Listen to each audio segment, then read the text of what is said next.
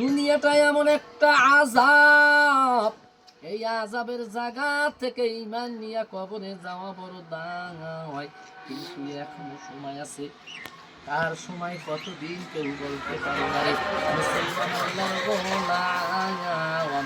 যে কোনো মুহূর্তে আমাদের সামনে আজরাইল হাজির হইয়া যাবে, কিন্তু সেই সময় আর উপায় থাকবে না।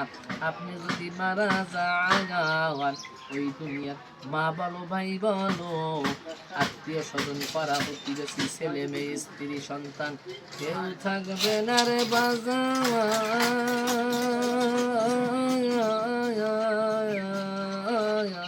রে।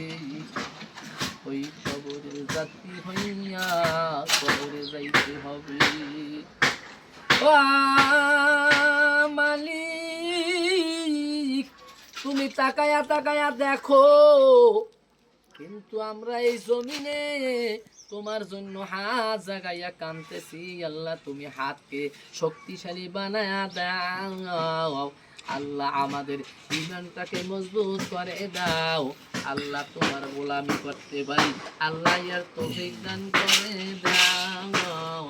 রব্বানা তাকাব্বাল মিন্না ইন্নাকা আনতাস সামিউল আলিম ওয়া তুব আলাইনা ইন্নাকা আনতাত তাওয়াবুর রহিম। সুবহানাকা রাব্বিকা রাব্বিল ইজ্জাতি আম্মা ইয়াসিফুন। হে আল্লাহ, যুবক ভাইদের মেধা নাই, ছাত্র ভাইদের মেধা নাই। আল্লাহ, তুমি মেধা তৈরি করে দাও।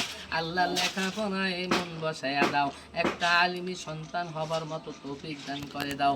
আল্লাহ, যুবক ভাইরা ছেলে সন্তানরা তাকে আল্লাহর রাস্তায় পৌঁছায়া দিতে পারে।